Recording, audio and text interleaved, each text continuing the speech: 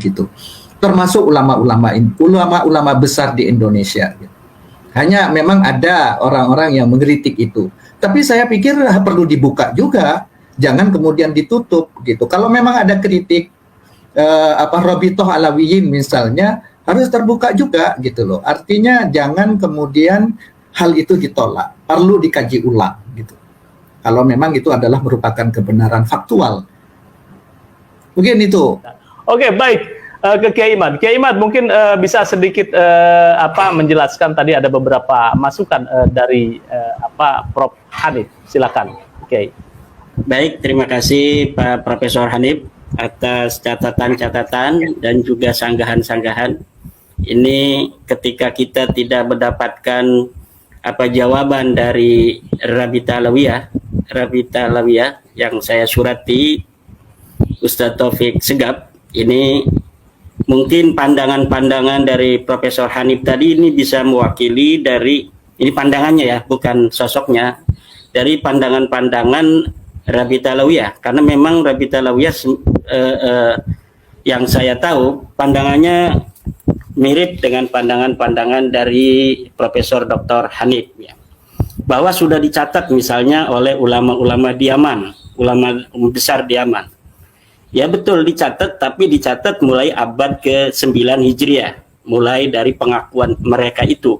Dan pengakuan mereka itu tercatat, mereka mengaku itu tercatat dalam kitab mereka bahwa mereka mengaku gitu, bahwa sosok Abdullah yang merupakan silsilah dari Syarif Abil Jadid ini diijtihadi sebagai daripada leluhur mereka. Itu betul sekali bahwa dicatat oleh ulama besar, karena memang Ali As-Sakran itu pada saat itu dikenal sebagai salah satu ulama besar dari Ba'lawi ya, dari Ba'lawi yang mulai dia mencatat mengaku sebagai keturunan Nabi, yang mengakunya itu tidak terverifikasi oleh kitab-kitab yang sebelumnya.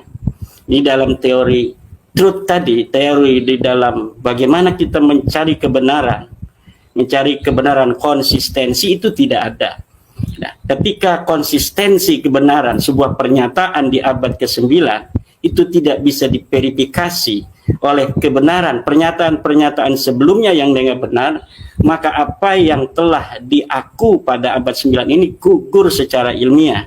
Dan tidak bisa kemudian kita mengatakan bahwa nasab mereka ini diakui sebagian besar oleh ulama-ulama.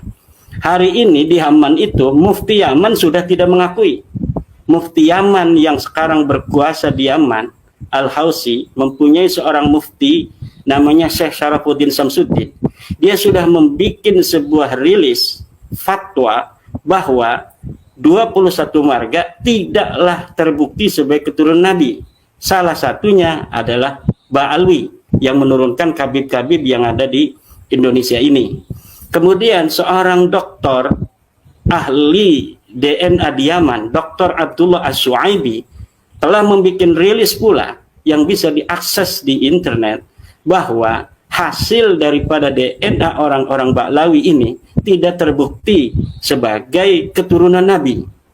Kemudian seorang ahli hadis dari Yaman, Syekh Muqbil bin Hadi Al-Wada'i, juga mengatakan bahwa Ba'lawi, Al-Ahdal dan Al-Qudaimi tidak terbukti sebagai keturunan Nabi besar Muhammad Sallallahu Alaihi Wasallam.